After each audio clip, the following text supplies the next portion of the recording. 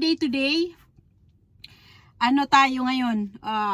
Hindi medyo kaya ang ating vlog for today. Nakakahiya man i-share pero gusto kong i-share. Kaya watch this video. Good morning everyone. Good morning Philippines. Ang ganda ng panahon.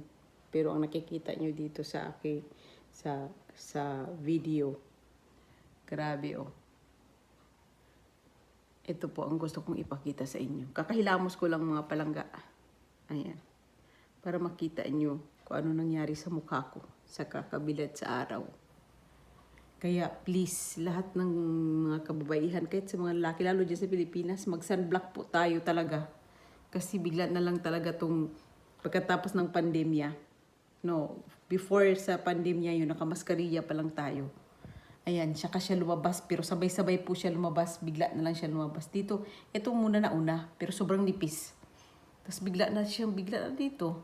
Ito. Akala mo blush on. Tapos ito. Ngayon, may gagamitin akong product. Kaya ako nag-video. Aber kung tatalab sa melasma. Ngayon, i-update ko na lang kung may result. Kaya nag-try din ako mag-video before ako gagamit nun. Para makita ko yung difference. Kung may effect ba sa akin yung gagamitin ko. Good morning mga palangga. Ayan, update tayo dun sa ginagamit kong sa melasma. Abil kung may difference mga palangga. Ayan, 3 months na. Kakailamos ko lang. June 13 na ngayon. Baga, nag-start akong gamitin siya March 24. Kaya sa June 24, mag 3 months na siya. Ewan ko kung may difference ha. 3 months pa lang naman. Sabi naman nung ano daw, 1 year daw yun bago mag-effect. Pero ewan ko kung may difference ha. Mula nung nag-video ako, nung wala pa akong gamit. Para man siya nag-light konti. Di ba? Ano ba yan? Gusto ko lang i-share. Ayan siya oh. I-share sa inyo mga palangga kung ano, kung effective talaga siya. Ngayon, update tayo palagi hanggang 1 year. Aber kung totoo. O di ba? Hello everyone. Ayan, ano ngayon? November 15, birthday ngayon ng father ko.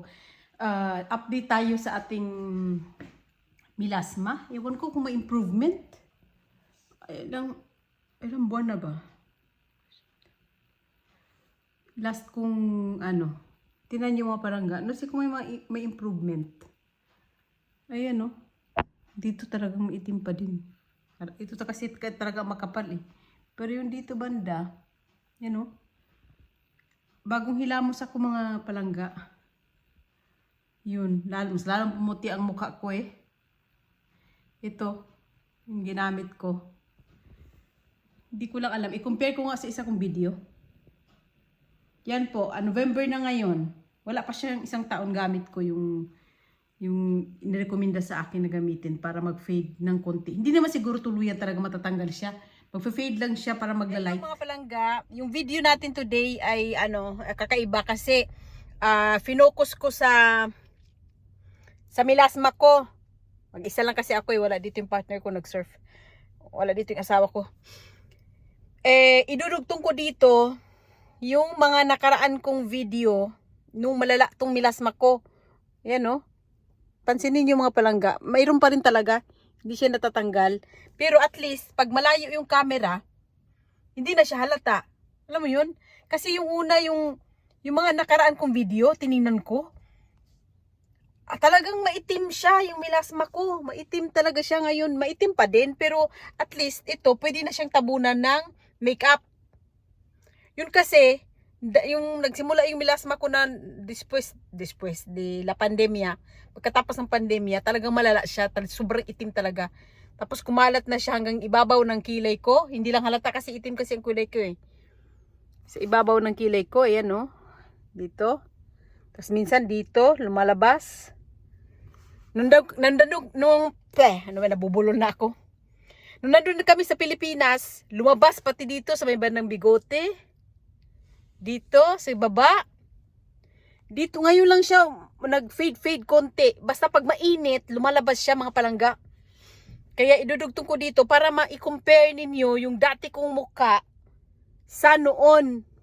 Pero ano siya mga palangga, effective talaga ang Gory. Yes, totoo, effective siya. Yung tatlo ang ginamit ko, yung pang 5 days, 7 days, yung gold. Kasi dito kasi sa Spain, mahirap makahagilap ng, lalo na dito sa amin sa Bilbao, kasi mas probinsya ito eh. Mas malayo ito sa Madrid. Pag pag nagbus ka mula dito hanggang Madrid, 4 hours. Kaya pero pag kotse, mabilis, syempre kotse, walang parada-parada.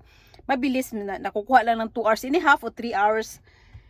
Ngayon, kailangan mo pang sadyain doon sa Madrid kasi doon lang yung parang mas may mga maraming Filipino store. Kaya doon ka makakabili. Kaya hirap ako maghanap ng Gory.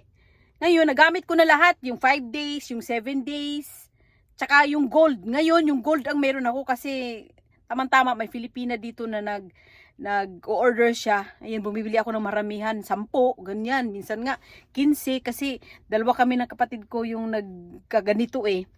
Pero, hindi talaga siya nawawala. Which is, tama yung sinabi ng isang Pilipina doon sa TikTok o sa Reels ba yun, na hindi, bumabalik talaga siya. It's true eh. It's verdad. Bumabalik talaga siya pag nasa araw ka. Tulad dito, maaraw, nandito kami sa bakasyunan. O medyo itim-itim na naman siya, oh. Napapansin ko yan. Kasi pag dumating kami doon sa Bilbao, na hindi masyadong maaraw, malamig doon eh, sa banda sa amin eh. Sobrang puti naman ang mukha ko. Sabi nga ng kapatid ko, yung lalaki, ang pangit na tuloy tingnan kasi maputi ang mukha ko kaysa sa kamay ko. Ngayon tinan mo, medyo okay. Yung sila, oh. Parang nagpantay. Kasi mainit dito eh. Nagpipink-pink na lang dito kasi ramdam ko ang init eh. Kaya nga lagi ako nakaguro mga palangga. Tingnan mo, bes? Nangingitim na naman siya, oh. Dito. Kasi nakagafas ako. Yung dito sa gilid, hindi natatakpan. Kaya yan siya lumala. Sa gilid din talaga. Gilid, tsaka dito, oh. Kasi yan ang hindi natatakpan ng gafas. Dati kasi hindi ako sa sun protection. Gafas lang ang gamit ko, hindi ako naguguro. Tinan mo kung nasaan ang melasma ko. Dito, natama ang sol. Yung araw, nag-Espanyol na. Dito, tsaka dito, oh. Oh. Nandyan. Kasi, hindi siya natatakpan. Kaya, mga palangga, talagang mag-sunblock kayo eh. Lalo dyan sa Pilipinas. Lalo pa nagkaedad na tayo. Ako, mas malala. Bumabalik talaga siya, hindi siya nawawala. Kaya, kung gusto mo talaga mawala siguro ang melasma mo, magpa-laser ka. Magpa-laser ba? Laser kasi sa Spanish eh. Magpa-laser ka talaga sa mukha. Yung mga nakikita ko na talagang nagkasugat-sugat. Akala ko na dumating ng asawa ko, nagkanda sugat-sugat 1 week ganyan. Pero pagkadating naman ng result, 'di ba? Ayoko naman kasi gumamit talaga ng mga piling-piling. Takot talaga ako yung sa mga namamalat eh. Kaya ako hanggang Gory lang ako. Tiyaga lang ako. Minsan nga, tuwing gabi lang ako naglalagay kasi ang trabaho ko sa umaga, pag nilagay ko kasi ang Gory, para naman tuloy akong anong tawag yan?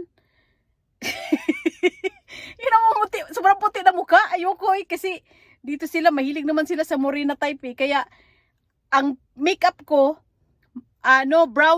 brown siya. Talagang mas maigi pang, mas maitim ang mukha ko kaysa sa kamay ko. Kasi morena naman ang bukoy, itim naman ang bukoy, kaya hindi pangit tingnan. Kaya yun, i-share ko sa inyo mga palangga, yung mga nakaraan kong yung struggle ko sa melasma. Ngayon, nag-umpisa na naman siya, pero okay lang. Total, dito naman ako eh, maagapan. Tsaka, kung sinong uwi din ng Pilipinas, so merong na naman pa-order, maubusan ako, order na naman ako ulit. Kaya, recommended ko ang Gory. Kasi maganda talaga siya. O, nakita nyo naman ang result. Makikita nyo naman sa mga dati kong video. Pero, hindi talaga siya natatanggal. Expect nyo na yan. Hindi siya talaga natatanggal. Magla-light lang siya. Kaya, yun ang video natin for today. Na hindi naman kaaya-aya. Pero, maganda na rin yun. I-share ko. Kaya, bye-bye!